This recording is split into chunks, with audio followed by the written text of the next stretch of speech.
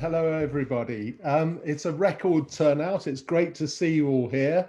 I understand that over 650 people have registered for the event from more than 45 countries around the world. So largely European, but we've also got people from Australia, China, and Africa here. So welcome. My name is Jim Hubbard, and I'm one of the partners at WDC London, and I'll be spending the day chairing the conference. And for the next 10 minutes, I'll be focusing on the perceived value of creative operations and give you a brief overview of the excellent day that the Henry Stewart team have put together for us before handing over to our keynote speaker. I greet you this morning from our global headquarters, also known as my garden shed here in Salisbury, Wiltshire. And that's nowhere near the sardine factory my friend's grandfather used to work in. He was there as a night watchman, and he would tell my friend that you can never do well as a night watchman if you stay awake all night and make sure no one burgles the place or sets it on fire. People say nothing ever happens. Why do we need a night watchman? But if one window gets broken, it's his fault. So his work was either worthless or he got the blame. Creative operations can be a bit like that. The perfect creative ops person uses all their skills and guile to get great work from the team and to do so on time, on budget, with the right choice and the right amount of resource. But every glitch along the way, and where does the finger point? Creative operations, of course. And the moral of this story is that night watchmen may not be able to articulate their value, but creative operations people should do, because they deliver value in spades. And perhaps it's a misunderstanding of the value that is reflected in the fairly regular seesawing in agencies that think they can cut costs by trimming their creative operations teams, then realizing that they've just lost the talent that helps them keep their clients by delivering the right work on time and on budget. And then they realize that not only have they cut costs, but they have also cut the revenue. So some bright spark says, we need creative operations, and the seesaw bounces back. Today, I'm delighted to be welcoming some great speakers with real track records of multi-award winning creative success, highly effective work, and smart ways of working, from external and in-house agencies, studios, and innovative tech partners. So Creative Operations 2021 promises to be the best yet. As chairman, my only regret is I will obviously not get to see all the sessions today. But one of the fantastic things about this conference, and I'm speaking from a personal perspective here, is that it helps build recognition of the value that strong creative operations people bring to businesses, whether that's in-house agencies, outsourced on-site agencies, or what have now, perhaps sadly, become known to many as external agencies. In my not unlong career, I have worked hard to get recognition, not just for the creative operations teams that I've been lucky enough to lead or work with, but also for the role of creative operations across the industry. So I have to say a heartfelt thank you to the Henry Stewart team for organizing these excellent creative operations events. And there is still room for better recognition of the value we bring, of course.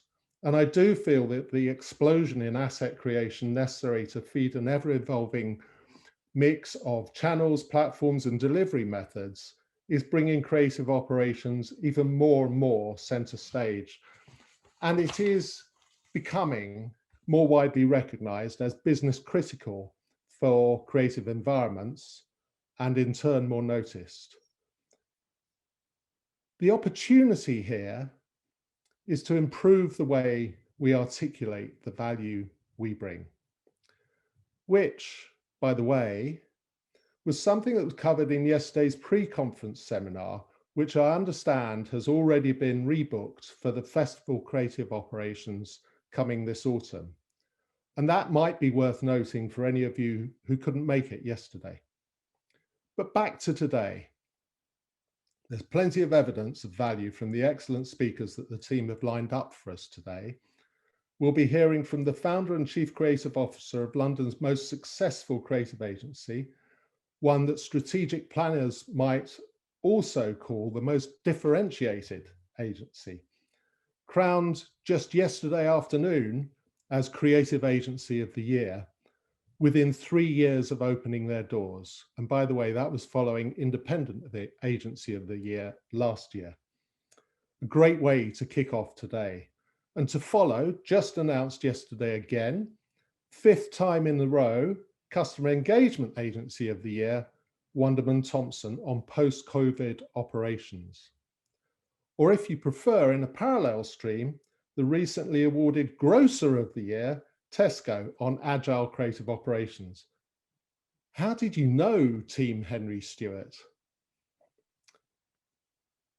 We are then further spoilt for choice with 2 parallel tech labs, in one solving creative production issues, and in the other, 3 new futures for photo shoots. Plenty of scope for discussion in those, I suspect. Next up, we will have excellent speakers from 2 major brands, Facebook and Barclays, competing for your attention, each delivering thought-provoking sessions on building a strong and resilient design community, or educating creative ops stakeholders respectively. Possibly back to the value theme there. Following this, we'll break briefly for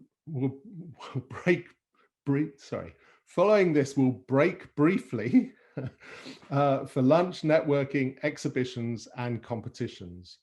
Then we'll have parallel panel discussions on artificial intelligence, preparing for the future, or what should be in your technical toolkit. The choice is yours.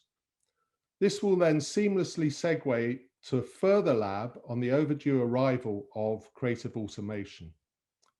And then moving back to operations, we'll have a choice of optimizing your resource management, a truly challenging role in any creative environment, with the Coca-Cola Company, or a session on creative operations best practice with Nish Patel.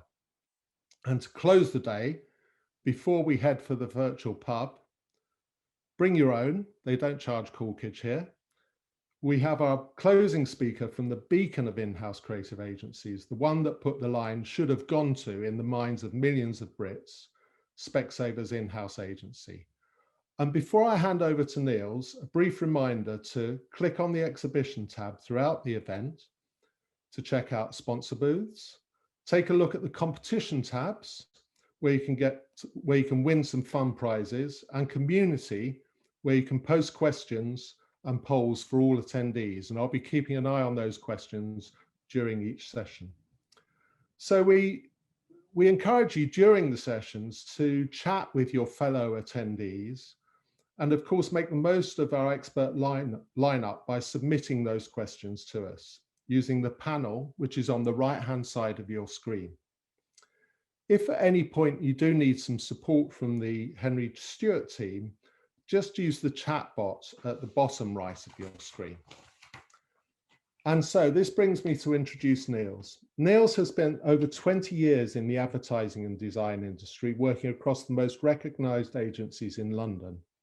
In his previous role as chairman and chief creative officer of Grey London, Niels oversaw the most profitable and awarded years in the agency's 52-year history, and became one of the youngest agency chairmen in the world, leading its brands globally. Named #1 creative person in advertising globally by Business Insider, he is on the board of trustees of D&AD and is listed as one of the Sunday Times most influential people in the UK. Niels led the inception and launch of the ethical capsule coffee brand Halo to global acclaim, British GQ describing Nespresso, the Nespresso alternative, as the coffee company keeping George Clooney awake at night. 3 years ago, Niels co-founded the Uncommon Creative Studio with Lucy Jameson and Natalie Graham, a creative studio building brands the real world is happy that they exist. In that 3 years, he's been working with purpose-led challenger and sustainable brands, each with something powerful to say, from B&Q to Black Voices in Football with Beats by Dre. Their efforts have not gone unnoticed. Last year, they, as I mentioned earlier, they won Creative Independent Agency of the Year. This year, Agency of the Year, and Ad Age's Agency of the Year, and Most Contagious Agency of the Year. So without further ado, I thank you for your attention, and I'd like to hand over to you, Niels. Hi, everybody. Right, I'm going to share my screen. I hate biographies, by the way. They feel like a stitch up, right? I'm hoping that you can all see this. Okay, so my name's Niels. I'm the founder of Uncommon. Today, I would love to talk to you all about something I've coined the drowned magician. But I guess really as a creative, it's about the relationship between creativity and production or logistics. And I'd like to highlight some stuff, I guess, that I've learned along the way and maybe give you a view of it that others might not. Before I do, though, what I'd like to do is very, very quickly try and win the audience with something cheap. I'd paint you an example, I suppose, of creatives in the world without creative operations. There must be an on button somewhere. Press the Apple thing.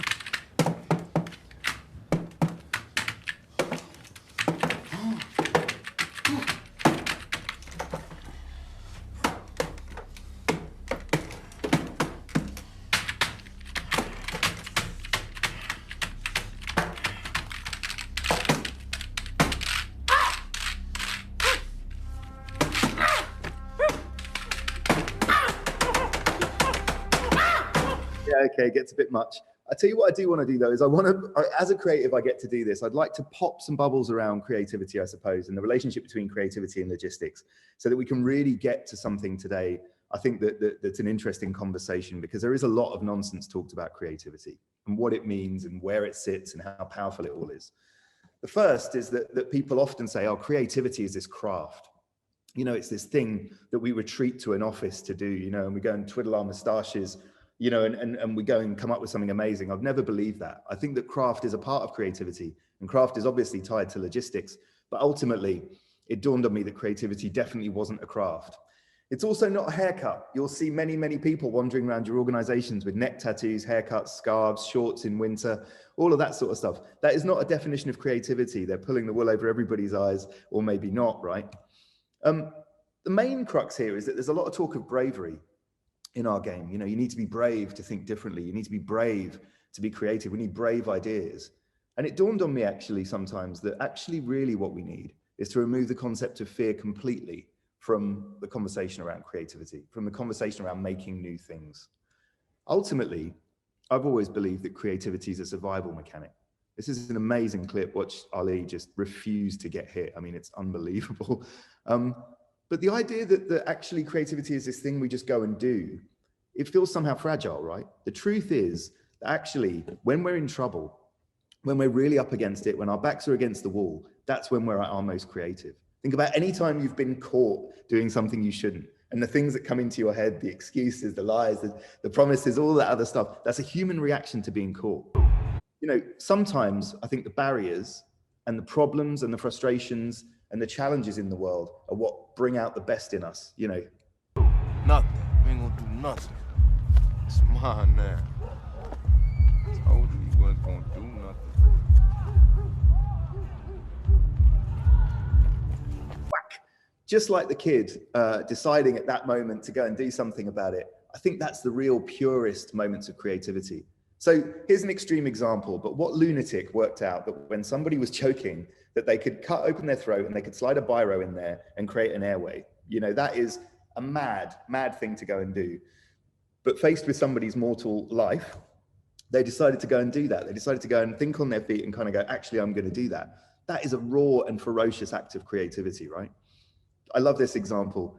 You'd have to be mad, right, to set fire to your own ships. This is from the Spanish Armada. It's a painting where sexy pirate Sir Francis Drake decided to set fire to our own fleet and use it in order to sail it in, with the wind into the Spanish Armada. You've got to truly be thinking in a very, very different way. They were ruthlessly outnumbered. The whole thing was sort of doomed. He had a cup of tea on a lawn with the Queen, apparently, and then went, you know what I'm going to do? I'm going to set fire to our own ships. Just for a brief second, imagine being the logistics guys in charge of that. A few more barrels over there, please. We're going to do what? And I just think these examples are great, right? A little bit closer to home, right? Let's make it a bit more real. The record industry previously, the way we had a relationship with music, the fact it would cost us 15 euros for a CD and you'd only get 10 songs, the whole thing was a challenge, and it was becoming expensive and it was becoming difficult. And Spotify sort of saw that as a challenge and a barrier and a frustration and said, you know what, we're going to change that. And so what I'm sort of saying is the best innovations and the best acts of creativity have come from these frustrations. The music industry was ripping everyone off, say Spotify. Renting property. Do you remember when renting property was kind of ugly and a bit nasty and no one wanted to do it? Now all of a sudden, we're going to go and get an Airbnb. It's a cool thing to do because they reinvented it.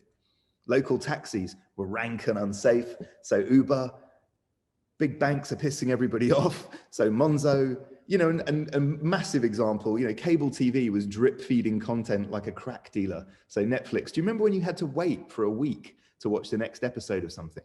That was our reality. And so what I'm saying is all of these things force change and force new ideas. And truthfully, the definition of production and creative logistics in my mind is simple.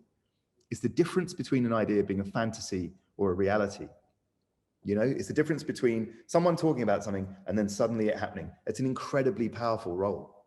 Because everyone talks about creatives like they're the geniuses and they came up with this idea, but they can't go and make it real, right? The immortal creative weakness, and I've always hated this. I suffer it, of course I do, which is why I've surrounded myself, hopefully, with brilliant, brilliant people in the logistics game. But the immortal creative weakness is, I've had this amazing idea. Now, who shall I get to do it for me? It's a classic thing. And I hate that dependency, but it's true. And there is nothing more tragic than a creative with a great idea and no crew. And you see it all the time, and there's all this kind of frustration and whatever. But ultimately, a creative with no crew is basically somebody with a notebook. And I think there's something very, very powerful about you guys recognizing your place in that process that I'm going to start to speak to. Even Stormzy said it. You're a prick by yourself, go and group up, right? Absolutely true. That any immortal idea, any massive idea, any of the reference point ideas, businesses or moments that we can speak to have always taken a crew. They've always taken an absolutely badass bunch of people on the same fucking plane, heading the same way to make it happen. I'm going to talk to you about one example of creativity I love by this gentleman. I would have asked, were you an audience that I could interact with and speak to if you knew who he was. It's a guy called Yves Klein. And Yves was an artist, around in the 50s, 60s, who specialized in this color blue. That was like Yves' thing. And Yves was like a rock star, right? He was like, out there and people were just going crazy for his work. And he owned this color. This was his thing, this kind of IKB. He invented his own color. It was like lurid, magnificent, crazy blue. And he would work with pigment experts, with paint experts to create this color. And every work of art he did, he would sort of take it up in scale, or he would surprise people with the use of it. And he was starting to become, like I said, this absolute rock star and this amazing, amazing person, taking things and doing them on a massive, massive scale, and weirdly seeing this blue in that scale was like magnificent. And it was a really, real powerful moment. So he had a show coming up called The Void in Paris. Everyone was excited. Imagine it was happening now. The queue outside would have Jay-Z in it. It would have, all the sports stars. It would be like full of who's who. They're all in Paris waiting to go in. Now, outside, they're being served drinks, right? And they're being made to wait for far longer than they should. They're out there for like an hour, stood around. They're getting brought drinks by all these, lovely, beautiful people. And they're like, please have a drink. And they're like, yeah, but can we go in? And they're like, no, not quite yet. Eventually, after an hour, and they've had 2 or 3 drinks by this point, they're let in. It's a completely white room. And they're all like, okay, where's the blue? Where's the thing? They're a bit drunk now. And the drinks keep coming, right? And they're like being walking around and they're having a sip and they're having a drink and they're waiting for the windows to fall down or the roof to fall down or something amazing to happen. Nothing happens. They're there for 2 hours, right? They're angry at this point. They're drunk. They're celebrities. They're entitled. They're like, what is going on? This guy's an arrogant, oh, you know, I hate this. I'm out of here. We're out of here. And they all start leaving, right? 2.5 hours later, drunk, having had, you know, 20 of these drinks, they all start leaving and they all whatever. And they all go home to their Paris, you know, beautiful pads or the hotels they're staying in, you know, and moaning, arrogant. Who does he think he is? Who does Yves Klein think he is? Getting us there, making us wait, you know, the drinks, whatever. And then of course, just before they go to bed, they go to the toilet and jet of pure blue piss comes out and they realize that the entire evening they've been drinking cocktails laced with something that would change the color of their very body matter. And that the moment of creation has actually just happened in their bathroom. And of course, this story, no one had Twitter, no one had Insta, no one had a way of sharing it. This has lived on just because of the raw power of the story, right? Now, Yves Klein goes, okay, how do I take it up a notch every time? How do I bring people a new experience of this color and this magic I believe in? But you couldn't have done this on his own. He can't do this on his own all night. The perfect orchestration of those drinks, the perfect mixology of those drinks, using all the people involved was an amazing, amazing story. New moments are awesome, right? And logistics is the art of making something like that real. It's powerful. Now, the truth here is that everything takes effort. This dawned on me, everything, right? Nothing we do doesn't take effort. But I wonder if we're asking ourselves enough, does this deserve our effort? There's a conversation we always have at Uncommon, which has really served us well, which is everything we do is something else we don't do. It sounds very, very obvious, but everything we decide to focus on, you have a limited amount of time in the world and a limited amount of energy. So the things you decide to focus on, you have to know they're going your way. You have to know you believe in them. You have to know they're going to pay you back. You have to know that they align with all the values you have. Otherwise, essentially, you're not doing something that might. And I wonder where we're throwing our energy and our skills and our prodigious talent and all the weight of everything we do. You know, Hamilton is an amazing production story, right? You know, let's just speak to that for a second. There isn't a single person probably on this who doesn't know what Hamilton is, but a massively successful stage show. It's become all sorts of other things since. But, you know, over 160 people involved in every production, 14 trucks it takes to carry around the Hamilton experience. And they were ferocious about that experience being the same everywhere that they went. You know, it's won every musical award going, right? 30 million in the week before it opened it took, and 3.3 million record takings in its first week. So producing Hamilton, right? Producing all of that. But the real thing that Hamilton produced was a load of more powerful things, right? In 2015, the $10 bill, the Department of Treasury in the States announced a redesign, which plans to replace Hamilton with a then undecided woman from American history.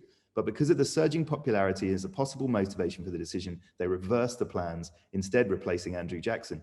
Now, I just think that's incredibly powerful, right? That's where you've produced far more than just a stage show. That's where you're producing a moment in culture that people are going to refer to. You're producing behavior change. And I think there's something in that that's really powerful. To my earlier point, though, what you choose to throw your energy into, right? This is a production too. You know, this is not an accident. This is them in the war room here, bottom right. You know, yeah, laughing and jeering, but that's an organized event. There are people and logistics behind that. Now I'm saying, where do you want to place that power? It's a rare power. You know, the power to let this guy out is yours. The power to make this trick work is yours. And I'm sort of asking all of you whether or not that's focused in the right way. If your difference is the ability to make something that was a fantasy a reality, well, that's an incredible power to have. And is it focused in the right place? There is a quote that we love at Uncommon. I've always loved this. Anybody that knows me will be bored of hearing this, but I think it's very pertinent. It's from Death of a Salesman. And in the book or the play, he says, I'm not interested in stories about the past or any crap of that kind because the woods are burning, there's a blaze going on. In my experience, this has been a brilliant quote for our role in the industry. You know, people are trying to skip what we spend our lives making. They really don't like advertising, all of the above, you know, and I've always thought it was a brilliantly motivating quote, which is the woods are burning for us. The truth is that the woods are burning in the world now. I don't think the world has ever felt so much, whether it's ecology, politics, representation, the world has never felt so much like the woods are burning, and that we have an opportunity here, not just a threat. As I said, closer to home, people wouldn't care if 3/4 of brands disappeared tomorrow, okay? 3/4 of brands could disappear and no one would care. In the middle, IKEA's head of sustainability has said we've reached peak stuff. That's the idea for the first time in the West that we are full. We have enough things. We want a different relationship with the objects and the experiences and brands in our lives. And then lastly, of course, people are paying money to avoid what we spend our lives making, guys. They're paying actual money to avoid an industry. The woods really are burning, right? And what are we doing about it? So what I'm saying is be dangerously productive. Be so productive that people are scared when you focus on a project. You know, be the difference between something being an idea and a reality, and be the best at that you can be, because that is incredibly powerful. But ultimately what I'm asking of all of you, because it's truly amazing what you do, is that you produce change. That we don't just produce the same stuff. We don't reduce ourselves to a part of the ladder that's waiting for instruction, that we are the difference between things happening or not, and that we produce change. Lots of people are talking about what the brand's purposes are. What is the brand's purpose? How can we serve that? I'm far more interested in what yours is. I'm far more interested in the purpose of everybody here to go and produce that change. Print the posters you wish you could steal, shoot the films you wish you could watch, make the music the world needs to hear, unleash the minds that deserve to win, create the brands you wish existed, make the industry you wish you worked in. That's me. Thank you very much for having me here.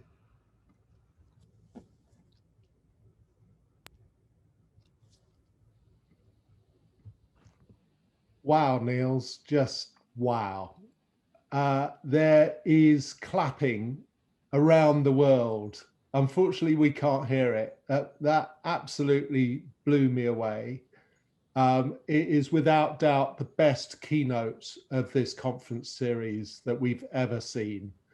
And just amazing. Thank you so much. We've got some questions for you, if that's okay.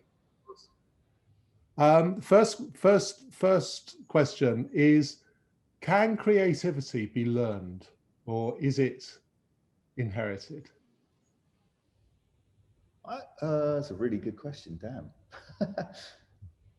I think we've all got it right. I think creativity, like I said, is your human response to something. And I know people who don't consider themselves to be creatives, who are entrepreneurs. So a great example of that is Daniel Hegarty, who's the founder of Habito, one of our clients. And I think Dan, yeah, he's a musician and stuff, but I don't think he'd say he was an innately creative guy. But he responded to the marketplace the way it was. He responded to the hell of people trying to get a mortgage and has built an incredible, incredible thing. And so I guess what I'm saying is, I think if you can recognize what moves you in your gut and act on it, that alone will be an act of creation.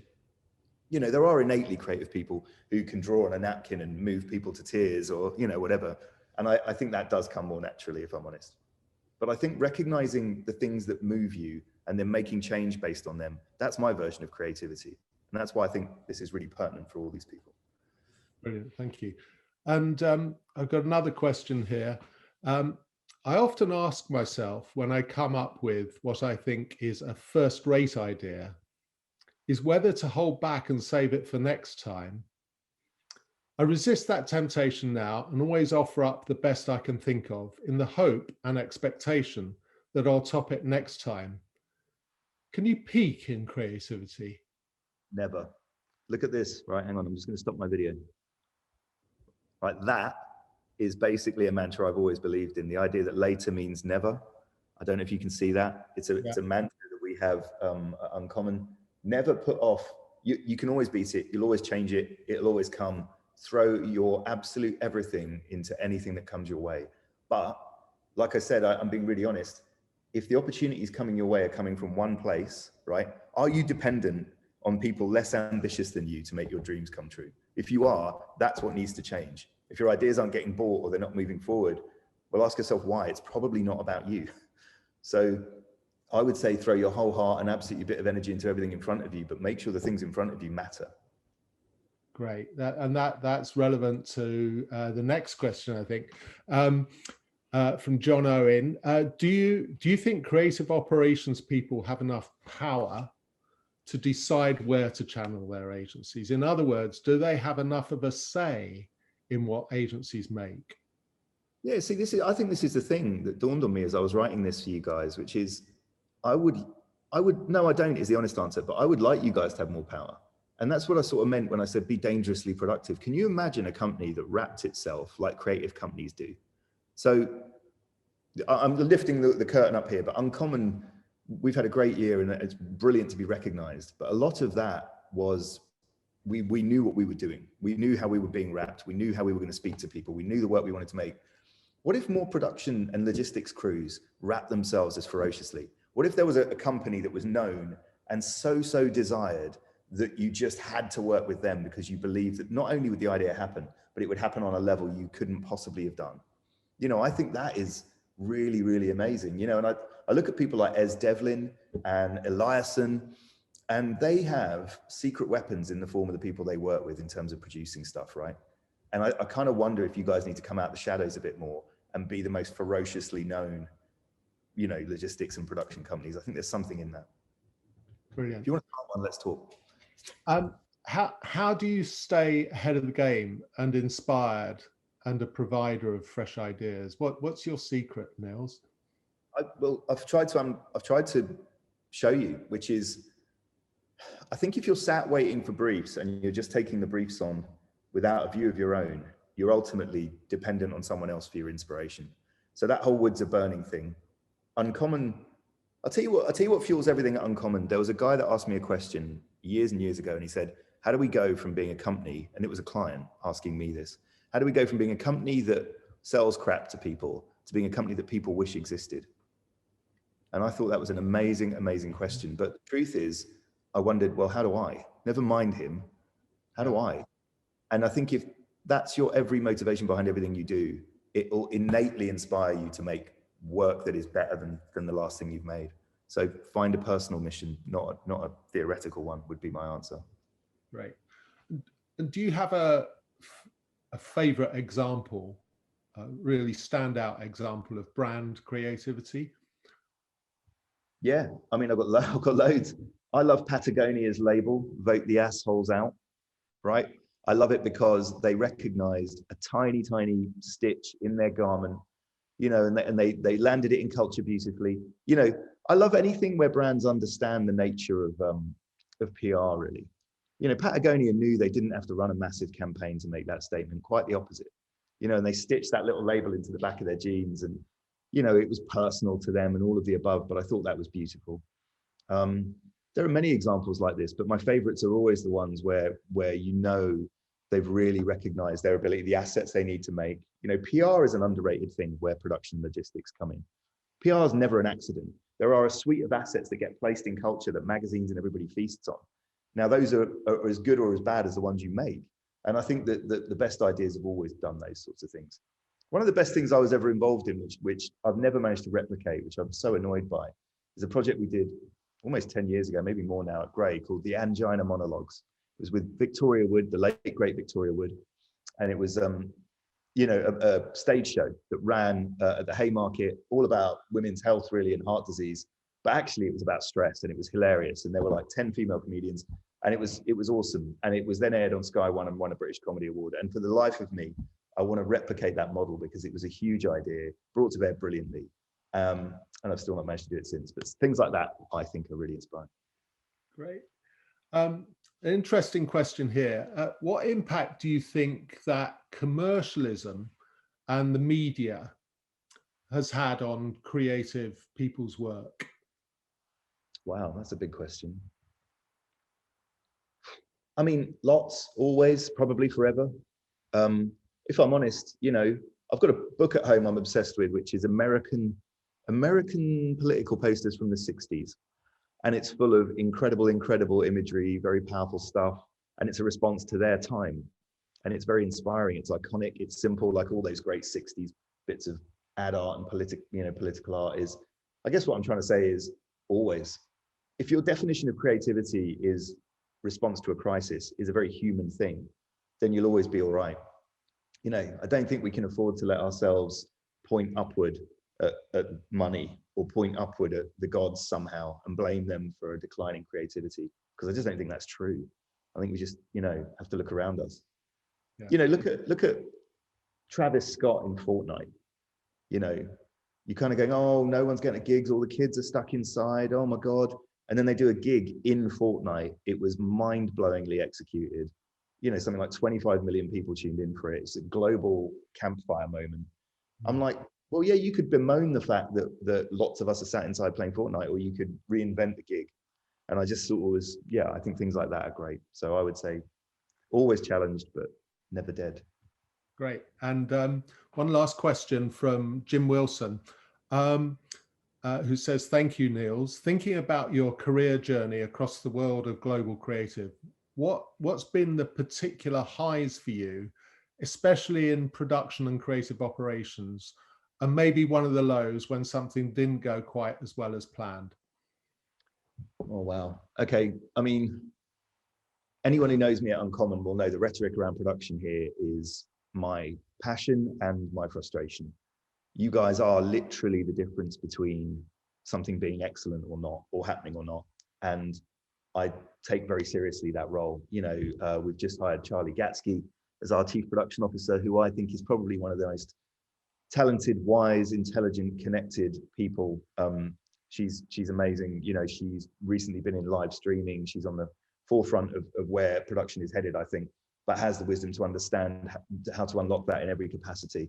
But look, man, I'm going to be really honest. I've sat with people sometimes, having had an idea on the table for 3 weeks, holding my head in my hands going, you can't tell me that this can't happen. You just can't.